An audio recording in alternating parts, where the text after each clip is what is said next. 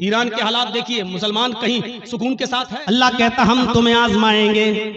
मुसलमानों सुनो, अल्लाह कहता हम तुम्हें आजमाएंगे।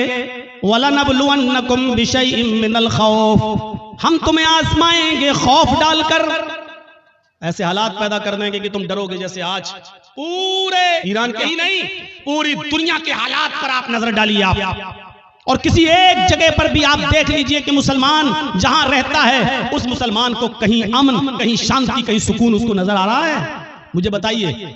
ईरान के हालात देखिए, मुसलमान कहीं सुकून के साथ है। सीरिया के हालात देखिए, मुसलमान कहीं सुकून के साथ है।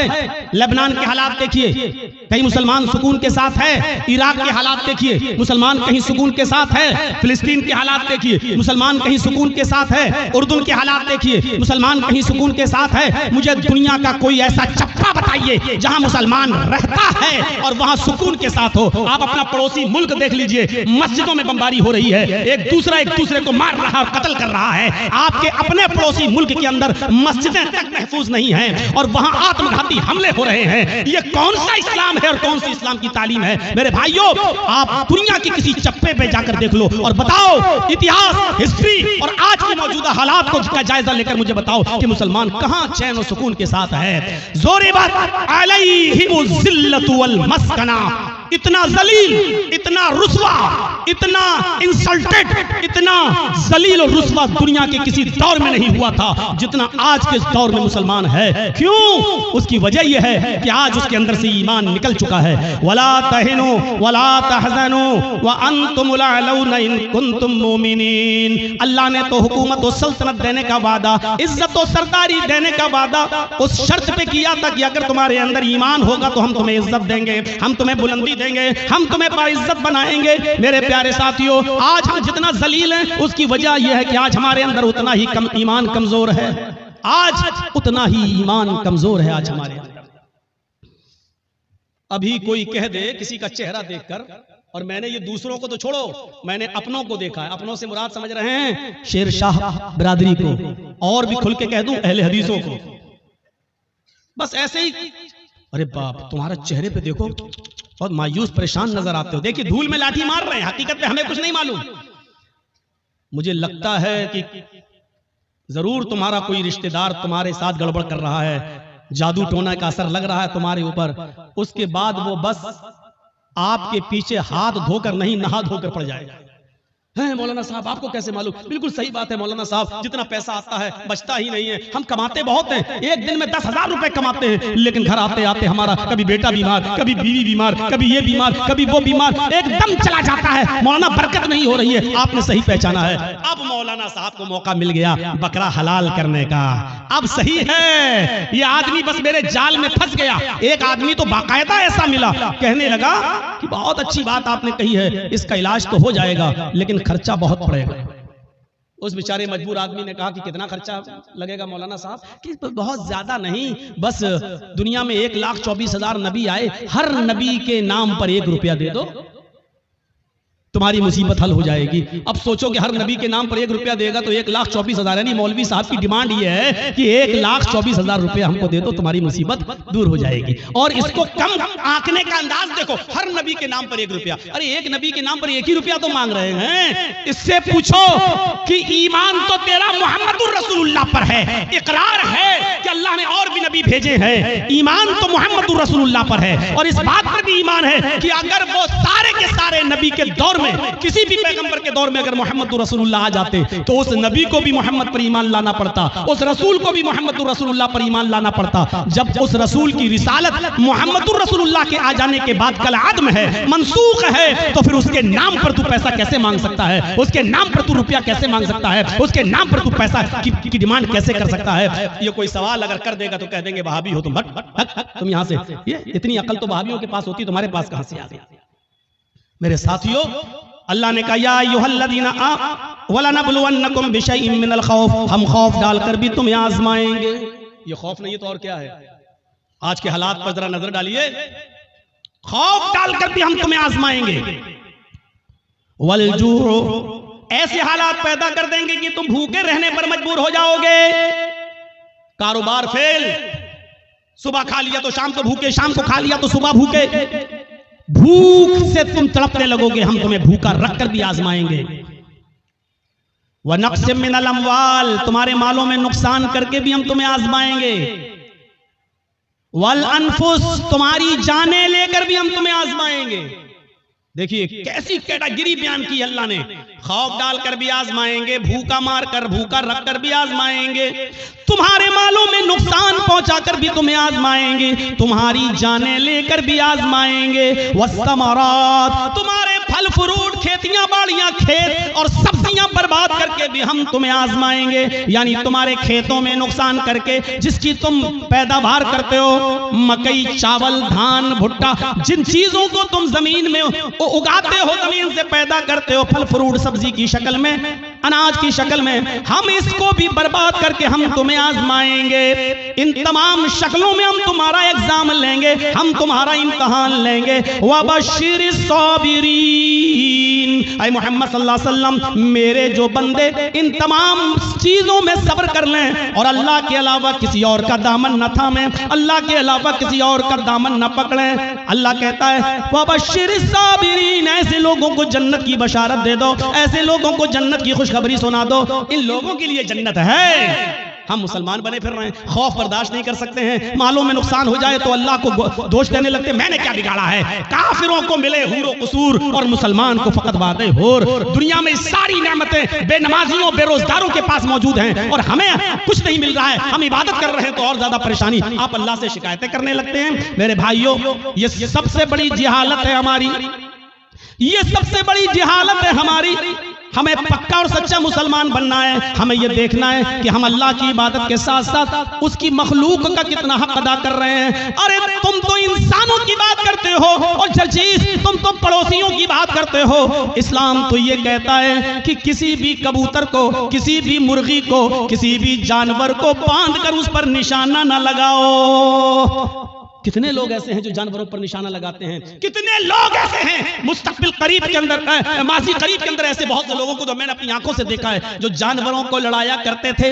देसी मुर्ग की लड़ाई हुआ करती थी, उनमें नाखून उनके बड़े बड़े कर दिए जाते थे और मुर्ग आपस में लड़ाते हैं। जब तक वो खून खच्चर ना हो जाए और एक मुर्गा जब तक भाग ना जाए तब तक हार जीत का फैसला नहीं होता। पता नहीं अब ये होता है कि नहीं होता है। हमारे उत्तर प्रदेश में ये जिहालत आज भी चलती है। मुझे नहीं मालूम कि आपके बिहार और बंगाल में क्या कंडीशन है। मेरे प्यारे साथियों, इस्लाम इस लड़ाई को, जानवरों की और परिंदों की इस लड़ाई को भी हराम करार देता है और मुर्ग को लड़ाकर जख्मी करने वालों को भी मुजरिम करार देता है। मेरे प्यारे साथियों, इस्लाम तो वो प्यारा मजहब है कि एक औरत ने एक बिल्ली को पकड़ लिया और बिल्ली को पकड़ने के बाद बांध दिया और 3 दिन उसको भूखा और प्यासा रखा, यहां तक कि वो मर गई। न छोड़ती थी कि वो शिकार करके अपना गिज़ा हासिल कर ले, अपना रिस्क हासिल कर ले, न खुद को उसको खाना देती थी। बिल्ली भूखी प्यासी मर गई। वो नमाजी थी, सुनो, हाँ गौर करो हदीस के अल्फाज पर, वो नमाजी थी, वो रोजेदार थी, वो अल्लाह की इबादत भी किया करती थी, अल्लाह को माना भी करती थी, लेकिन उसने अल्लाह की एक मखलूक बिल्ली को बांध दिया, उसको भूखा रखा और प्यासा रखा और उस बिल्ली को भूख और प्यास की शिद्दत से मार डाला। लेकिन जब ये औरत मरी तो अल्लाह ताला ने उसकी नमाजों के बदले उसको जन्नत नहीं दी, उसके रोजों के बदले उसको जन्नत नहीं दी, उसकी ज़कात और खैरात के बदले उसको जन्नत नहीं दी। अल्लाह के नबी फरमाते हैं अल्लाह रब्बुल आलमीन ने उस औरत को जहन्नम के अंदर दाखिल कर दिया, इसलिए कि उसने बिल्ली को भूखा और प्यासा रखा था और मार दिया। नमाज पढ़ लेने का नाम इस्लाम नहीं है, रोजा रख लेने का नाम इस्लाम नहीं है। इबादत है, ठीक है, लेकिन इस्लाम यह है कि तुम अल्लाह की मखलूक के साथ भी रहम करो। अल्लाह की मखलूक, अल्लाह की सृष्टि के साथ भी तुम्हें रहम का बर्ताव करना है। ये औरत बिल्ली को बांध के रखी थी, जब मरी बिल्ली तो मर गई भूखी प्यासी, लेकिन नमाज और रोजा रखने के बावजूद जन्नत की मुस्तहिक नहीं हुई। और बुखारी पढ़िए, एक औरत ऐसी भी थी जो बदचलन थी। अब बदचलन का खुलासा नहीं करूंगा, आप समझ जाइए कि बदचलन किसको कहते हैं। बस दूसरे लफ्जों में कह दूं कि वो तवाइफ थी, क्योंकि हदीस में फाहिशा का लफ्ज मौजूद है, यानी जिस्म फरोश थी, पैसा लेती थी और अपना जिस्म बेचती थी, बदचलन थी, जानिया थी, बदकार औरत थी। उसने एक जंगल में एक कुत्ते को देखा जो गीली जमीन के पास बैठकर अपनी जबान से गीली जमीन को चाट रहा है। गोया कि वो प्यासा है और उस गीली जमीन से कुछ पानी लेना चाहता है, लेकिन गीली जमीन से पानी नहीं मिल रहा है। हदीस के अल्फाज हैं, उस औरत को उस कुत्ते पर रहम आ गया, उसने अपना मोजा उतारा। एक रिवायत में आता है उसने अपनी ओढ़नी, अपना दुपट्टा उतारा, उसने उस दुपट्टे को कुएं में डाला। एक हदीस में आता है कि उसने अपना मोजा, चमड़े का मोजा चलता था, वो चमड़े का मोजा उतारा, अपनी ओढ़नी में बांधा और उस ओढ़नी को चमड़े के मोजे के साथ जब कुएं में डाला तो कुएं का पानी उस मोजे में, उस चमड़े के सॉक्स में आ गया।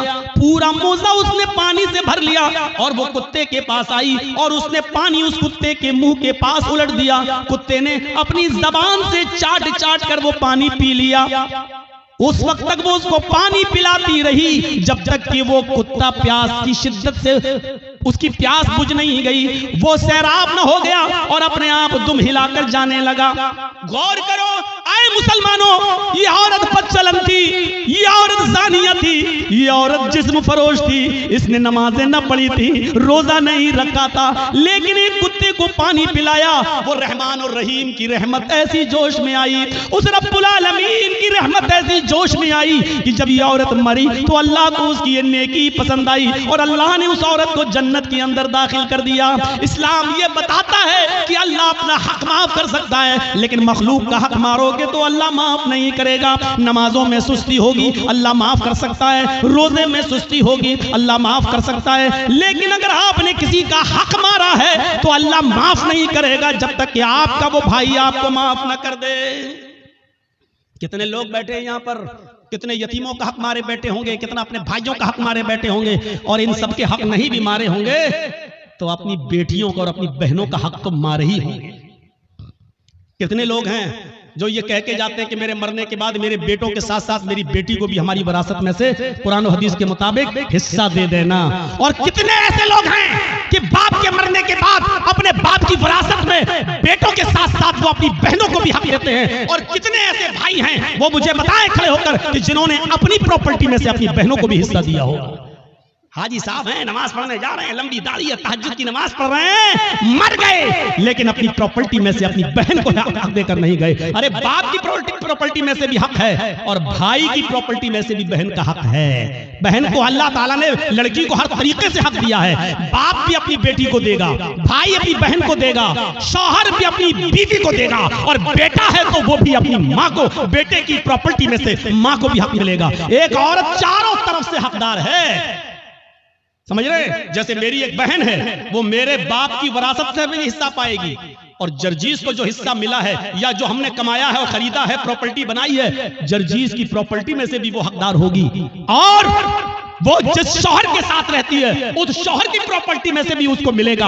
और उसका जो बेटा है, बेटा अगर जमींदार है और जायदाद का मालिक है या किसी हिस्से का हकदार है तो उसमें से भी उसकी माँ यानी मेरी बहन उसमें से भी हिस्सा पाएगी। गौर करो, इस्लाम ने औरत को इतनी बुलंदियों से नवाजा है। ये मीडिया के लोग जो उछालते हैं और भागते फिरते हैं और कहते हैं कि इस्लाम ने जुल्म किया है, जुल्म किया है, जुल्म, ये जुल्म नहीं है। मुझे बताओ कि बाप की विरासत में से, बेटे की भी विरासत में से, भाई की भी विरासत में से और शौहर की भी विरासत में से ऐसा कौन सा मजहब है और ऐसा कौन सा संप्रदाय है जो अपने बहन, बेटी, बीवी को हक देता हो? मेरे भाइयों, ये इस्लाम है जिसने औरत को इतनी इज्जतों से नवाजा है। अगर मां है तो कह दिया कि तेरे कदमों के नीचे तेरी औलाद के लिए जन्नत है।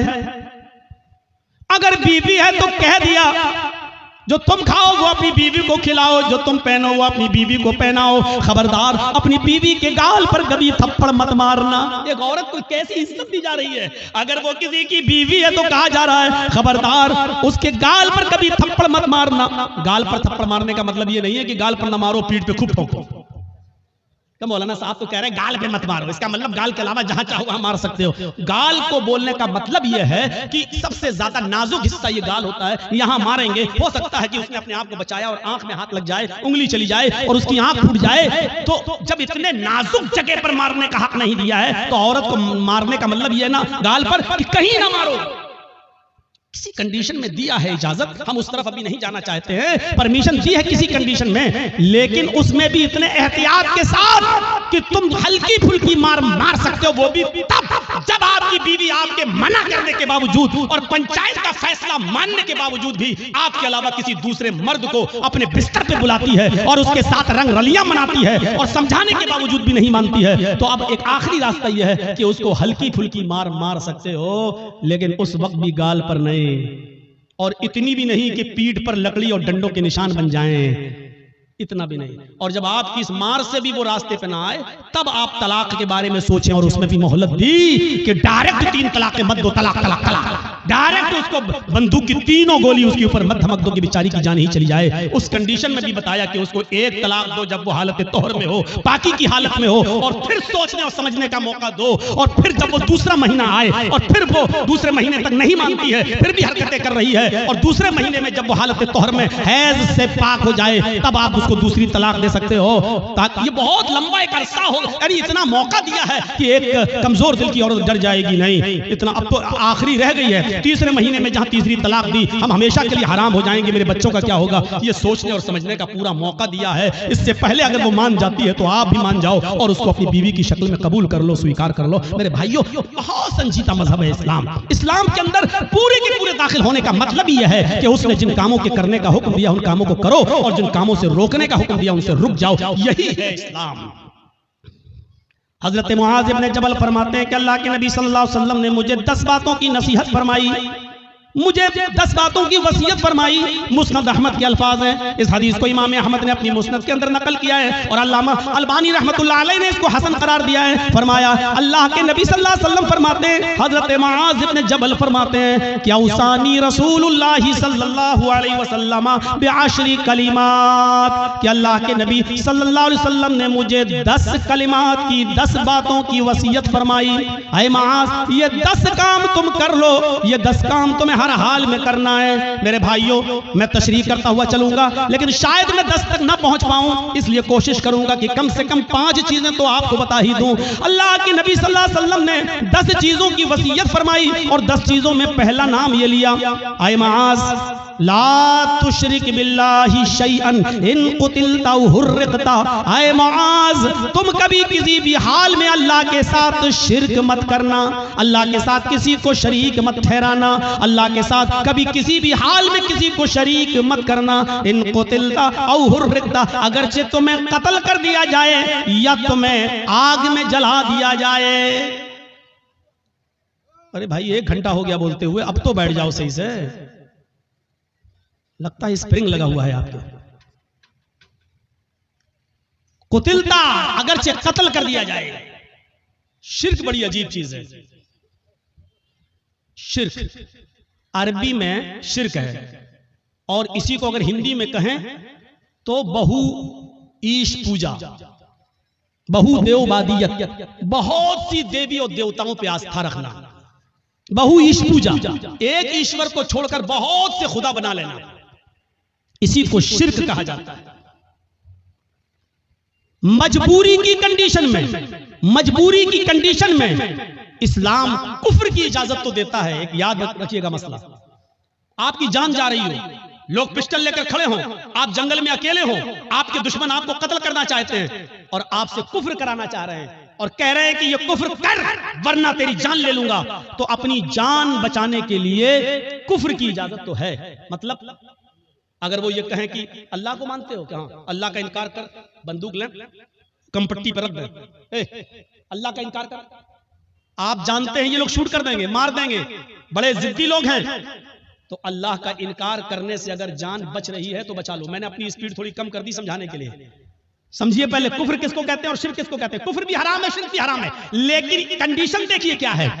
इस्लाम के अंदर सूअर का गोश्त भी हराम है, लेकिन अगर जान जा रही है आपकी, जान जा रही है आपकी और हलाल चीज कोई नहीं मिल रही है, तो जान बचाना भी फर्ज है। अगर आपको सूअर का गोश्त मिल रहा है खाने के लिए, तो इस्लाम परमिशन देता है कि अगर सूअर का गोश्त खाकर जान बच रही है तो जान बचा लो, लेकिन पेट भर के नहीं खाना है, सिर्फ उतना ही खाना है जितने में खाकर तुम्हारी जान बच सकती हो। ये कंडीशन, जान बचाना फर्ज है। लेकिन कहीं फर्ज होने के बावजूद इस्लाम कैटेगरी देखिए, मजबूरी है और जान जाने वाली है। कुफ्र से करने से तो जान बच रही है। अल्लाह के नबी फरमाते हैं कि कुफ्र से जान बच रही है तो बचा लो, लेकिन दिल से अल्लाह का इनकार मत करना। उनके मुंह पे कह देना हाँ हाँ नहीं नहीं मैं अल्लाह को मानता ही नहीं हूं, मैं अल्लाह को मानता, सिर्फ जबान से कहना, दिल में अकीदा नहीं होना चाहिए। और जब वो छोड़ दे तुम्हें तो घर पे आओगे, अल्लाह तू तो मेरे दिल का हाल जानता ही है, मैंने मजबूरी में कह दिया था, अय अल्लाह मैं दिल से तुझे मानता हूं और तेरा इकरार करता हूं, अशहदु अल्ला इलाहा इल्लल्लाह व अशहदु अन्ना मुहम्मदन अब्दुहु व रसूलुहु। आपका इस्लाम कोई फर्क नहीं पड़ेगा, क्योंकि आपने जान बचाने के लिए अल्लाह का इनकार किया। अल्लाह का इनकार करने से जान बच रही है तो बचा लो, लेकिन यहां कंडीशन क्या है? ला तुशरिक बिल्लाहि शैअन इन कुतिलता हुर्रिकता। यहां इस्लाम, अल्लाह के नबी क्या कह रहे हैं? अगर तुझे कत्ल भी कर दिया जाए और तुझे जला दिया जाए, आग में डाल दिया जाए, ये काम करा लेना, लेकिन शिर्क मत करना अल्लाह के साथ। अल्लाह के साथ शिर्क मत करना। मौलाना जर्जीस मर गए, जर्जीस की कब्र बन गई, जर्जीस का मजार बन गया। बेटा बेटी अल्लाह से मांगो, आय अल्लाह 10 सालें हो गई, बेटा नहीं हुआ, बेटी नहीं हुई, अल्लाह मुझे नेक बेटा दे, मुझे नेक बेटी दे। ठीक है, अब आप जर्जीस के पास कब्र पे चले जाओ, मजार पे, और कहो बहुत अच्छे आदमी थे, आय अल्लाह तू डायरेक्ट मेरी नहीं सुनता है, इनके वसीले से हम दुआ कर रहे हैं, जर्जीस साहब तुम मेरी दुआ लेके अल्लाह के पास चले जाओ, जर्जीस साहब मुझे अल्लाह से बेटा बेटी दिलवा दो। यही शिर्क है। मैंने कह दिया जो कहना था। समझदारों के लिए इशारा काफी है, कोई जरूरी है किसी का नाम लिया जाए? जब बगैर नाम लिए बात बन रही हो तो नाम नहीं लेना चाहिए। मेरे भाइयों, मैंने अपना नाम ले लिया और क्लियर कर दिया, यह शिर्क है कि अल्लाह को छोड़कर किसी और को पुकारा जाए, किसी और से मांगा जाए। इज़ा सअलता फस्अलिल्लाह, सवाल करो तो अल्लाह से, व इज़ा इस्तअनता फस्तईन बिल्लाह, और जब मदद तलब करो तो अल्लाह से। मेरे भाइयों, कोई कंपट्टी पर बंदूक रखकर ये कहे कि मैं पूरी कौम का सरदार हूं, मुझे सजदा कर, मेरे सामने झुक, मेरे सामने सजदा कर, या मेरे सरदार को सजदा करो, ये मेरे सरदार हैं, तो अल्लाह का इनकार करके जान बच रही है तो बचा लो। लेकिन अगर किसी को सजदा करके जान बच रही है तो यहां इस्लाम आपको जान बचाने की इजाजत नहीं देता, सजदा करने की इजाजत नहीं देता। यहां कहा है अल्लाह के रसूल ने, आए माज शिर्क मत करना, अल्लाह का इनकार करके जान बच रही है तो बचा लेना, लेकिन अगर अल्लाह के अलावा किसी गैर को सजदा करना पड़े तो किसी गैर के सामने सर झुकाकर अपनी जान मत बचाना। अगर वो तुम्हें मारना चाहे तो मार दें, कुतिलता कत्ल करना चाहे तो कत्ल कर दें, और रिक्ता जलाकर आग में डालकर तुम्हें कोयला बनाना चाहे तो बना दें, राख करना चाहे तो कर दें। ये अपने जिस्म को दुनिया में करा लेना, लेकिन किसी गैर के सामने सजदा मत करना। अब आप समझ गए कितनी इंपॉर्टेंट बात है। अब हर मुसलमान गौर करे कितना % मुसलमान है। पहले तो ये गौर करे कि वो मुसलमान है या नहीं, फिर ये गौर करे है तो कितना %, कितना % वो मुसलमान है। मुझे तो नहीं लगता कि कोई आदमी 10% भी कह सके कि मैं 10% भी मुसलमान हूं। आगे आने वाले वाकयात अभी हम चल रहे हैं आपकी तरफ। मेरे भाइयों, अकल भी नहीं मानती इस बात को। आप बताइए, आप यहां रहते हो भुलकी में, और आपकी बीवी भुलकी में रहती है, और आप मेहनत करने दिल्ली गए, और दिल्ली में कोई आदमी मेहनत कर रहा है, यहां से आया बेचारा और वो घूमने आया, आप ही के गांव का है भुलकी का। अब आपने दिल्ली में एक साड़ी खरीदी 5000 की, 10,000 रुपए की खूबसूरत साड़ी खरीदी, और खूबसूरत साड़ी उसके हाथ में देकर कहा कि भाई तुम तो भुलकी जा रहे हो ना, उत्तर दिनाजपुर मेरे गांव में जा रहे हो ना, ऐसा करो कि ये साड़ी मेरी बीवी को दे देना। शौहर ने मेहनत की, मजदूरी की, अच्छा कमाया, और उसके बाद एक साड़ी खरीद कर अपने दोस्त को दी और कहा कि मेरे गांव में जाना और मेरी बीवी को दे देना। दोस्त घर पे आया, दरवाजे को दस्तक दी, बीवी ने दरवाजा खोला, आइए बैठिए, क्या हुआ? आपके हस्बैंड ने आपके लिए साड़ी भेजी है। उसने साड़ी दी, ओह इतनी खूबसूरत साड़ी, आइए आइए बैठिए, चाय पी के जाइए। उसने दरवाजे खोले। अब हकीकत क्या है? उस औरत को तारीफ किसकी करना चाहिए, शौहर की या साड़ी देने वाले की? आपकी अकल भी कहेगी यार जिसने साड़ी भेजी है उसकी तारीफ, कितने अच्छे हैं मेरे शौहर, देखो इतनी दूर से भी मुझसे कितना प्यार करते हैं और मुझे कितना मानते हैं, मेरा ख्याल रखते हैं, साड़ी भेजी। अब वो औरत बजाय शौहर के तारीफ करने के अपने दिल के सारे दरवाजे इस साड़ी लाने वाले के लिए खोल दे। एक्सक्यूज मी, आइए चाय पी लीजिए, आप कितने अच्छे हैं, आप हमारे लिए साड़ी लेके आए हैं, चलिए कहीं डेट पे चलते हैं, चलिए कहीं घूमने चलते हैं। उसी की तारीफ के पुल बांधने लगे। और शौहर को अगर पता चल जाए दिल्ली में बैठे हुए आज के इस कंप्यूटराइज्ड दौर के अंदर कि कमबख्त साड़ी मैंने भेजी और बेगैरत दिल दे बैठी साड़ी देने वाले को, वहीं से मोबाइल करेगा, फोन की घंटी बजेगी, बीवी उठाएगी, कुछ सुनेगा नहीं, कहेगा तलाक तलाक तलाक। कमबख्त साड़ी मैं भेजू, तारीफ दूसरे की कर रही है, साड़ी मैं भेजू, घूम रही दूसरे के साथ। अल्लाह ने नबियों को भेजा, रसूलों को भेजा, पीरों को, वलियों को भेजा कि जाओ तुम मेरे दीन का प्रचार करो और इस्लाम की और तौहीद की दावत को बुलंद करो। बजाय इसके कि हम अल्लाह की हमदो सना बयान करें, उसी को मुश्किल कुशा माने, उसी को हाजत रवा समझें, अब हम अल्लाह को छोड़कर कहें कि तुम्हारे दर पे आया हूं, झोला झोली भर के जाऊंगा वरना मर के जाऊंगा। तो मेरे भाइयों, इससे बड़ी बेगैरती की बात क्या हो सकती है? जैसे एक शौहर अपनी बीवी की बेगैरती बर्दाश्त नहीं कर सकता, ऐसे ही अल्लाह भी इस बेगैरती को बर्दाश्त नहीं कर सकता कि बंदा मुझे छोड़कर मेरे ही हम ही तुम्हारे जैसे बंदों से मांगे। अरे तुमको खाने की जरूरत पड़ती है, उनको भी पड़ती है, तुम पीते हो वो भी पीते हैं, तुमको बुखार आता है उनको भी आता है, तुम्हें सर में दर्द होता है उनको भी सर में दर्द होता है, तुमको पेशाब पायखाने की जरूरत होती है उनको भी होती है। वो खुद हमारी रोजी रोटी के मोहताज हैं, वो खुद हमारे मदद के मोहताज हैं, वो तुम्हारी मदद क्या करेंगे? मेरे प्यारे साथियों, इस चीज को समझ लीजिए तो इस्लाम के अंदर पूरे के पूरे आप दाखिल हो जाएंगे। तो पहली चीज यहीं पर स्टॉप, ला तुशरिक बिल्लाहि शैअन इन कुतिलता व हुर्रिता। पहली चीज काट दिया जाए, टुकड़े टुकड़े कर दिया जाए या जला दिया जाए, अपने आप को जला लेना, कटवा लेना, लेकिन गैरुल्लाह को सजदा न करना, शिर्क मत करना, पहली चीज। दूसरी चीज, आइए नौजवानों तुम्हारे लिए बेहतरीन चीज, वला तउकन्न वालिदैक व इन मराकन तखरुज मिन अहलिका व मालिक। कभी किसी भी हाल में अपने पेरेंट्स की, अपने माँ बाप की नाफरमानी मत करना, उनके साथ बुरा सलूक मत करना, उनका दिल कभी मत दुखाना। आगे वाले जुमले मेरे भाइयों हमारी आंखें खोल देंगे। वही नमराकान तखरुजा मिन अहलिका व मालिक, अगर जे तुम्हें तुम्हारे वालिदैन, तुम्हें तुम्हारे माँ और बाप दोनों तुम्हारे घर से, अपने घर से नहीं, वो तो घर है ही, तुमने मेहनत करके जो घर कमाया है और बनाई है बिल्डिंग, और तुमने जो शादी की है, अगर वो तुम्हें हुक्म दें कि तुम अपने घर से निकल जाओ, तो अपने बाप का हुक्म मानते हुए तुम्हें अपना घर छोड़ना पड़ेगा। वो अहल, अगर वो कहें कि तुम अपने अहल वयाल, बीवी बच्चों को भी छोड़ दो और भागो यहाँ से, तो तुम्हें अपने माँ बाप की बात मानकर अपने बीवी बच्चों को भी छोड़ना पड़ेगा।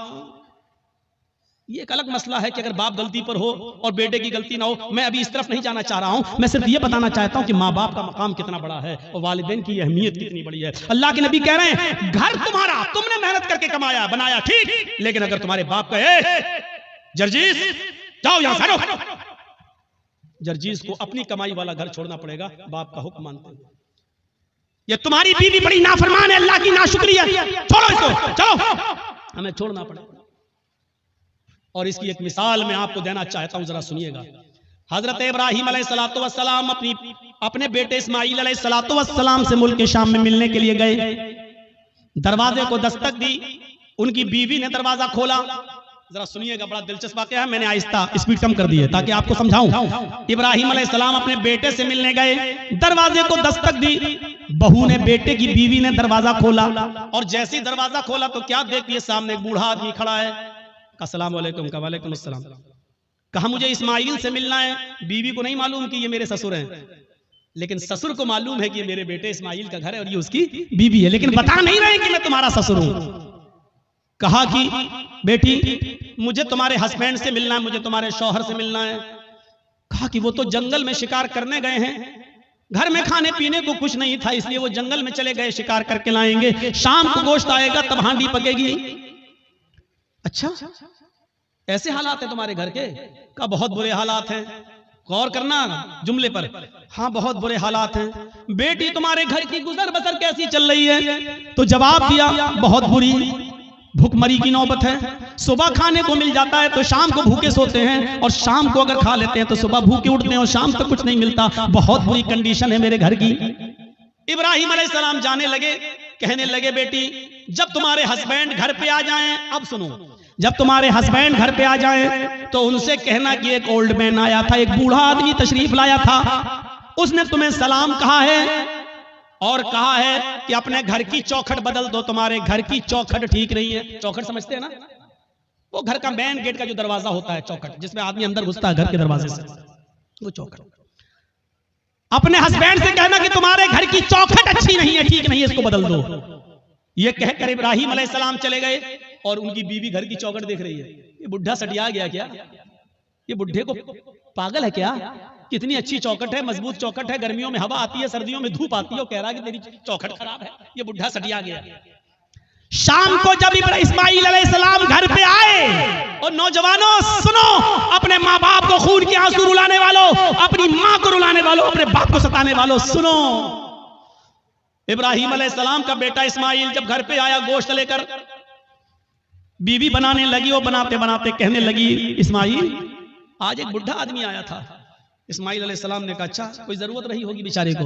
कहा नहीं, उसने तुम्हें सलाम कहा है, समझ गए कि सलाम अगर कहा है तो वो मेरा बाप है। कहने अच्छा, ऐसी ऐसी शक्ल थी? जी। बूढ़ा आदमी आया था? जी। सलाम कहा मुझे? जी। कहा अच्छा, और क्या कहा? कहा उसने मुझसे कि अब जब तुम्हारे शौहर घर पे आ जाएं, हस्बैंड घर पे आ जाएं, तो उनसे कहना कि तुम्हारे घर की चौखट ठीक नहीं है, उसको बदल दो। बुढ़ा सटिया गया था। इस्माइल अलैहिस्सलाम ने कहा अच्छा, उसने कुछ पूछा था तुमसे? कहां पूछा था कि घर में गुजर बसर कैसी चल रही है, तो मैंने कह दिया कि अच्छी नहीं चल रही। जो सच्चाई थी बता दी, सुबह खा लो तो शाम को नहीं मिलता, शाम को खा लो तो सुबह नहीं मिलता। उन्होंने कहा बस यही तुम्हारा जुमला सुनकर, यही वर्ड सुनकर उन्होंने कहा कि अपने घर की चौखट बदल लो। क्या मतलब? कहा मेरी बीवी, उन्होंने जब ये देखा कि तुमने अल्लाह का शुक्र अदा नहीं किया, जब पूछा कि घर की गुजर बसर कैसी चल रही, तो तुम्हें कहना चाहिए था कि अल्हम्दुलिल्लाह, अल्लाह ने मुझे जिस हाल में रखा है अल्लाह का शुक्र है, बस जिंदा हूँ, और अल्लाह मुझे जिस हाल में भी रखे मैं हमेशा उसके दिए हुए रिस्क पर खुश हूँ। वो जिस हाल में भी मुझे रखता है मैं उसकी दिए हुए रिस्क पर मैं राजी हूँ और खुश हूँ। तुम्हें ये जुमले कहना चाहिए था, लेकिन तुमने अल्लाह की नाफरमानी कर दी। तुमने ये कह दिया कि मुझे अच्छी जिंदगी नहीं मिल रही है, मैं बड़ी तंगदस्ती में अपनी जिंदगी गुजार रही हूँ, मेरे बाप ने सोच लिया कि तुम अल्लाह की नाफरमान बंदी हो। आए मेरी बीवी, उन्होंने घर की इस चौखट को बदलने के लिए नहीं कहा है, तो घर की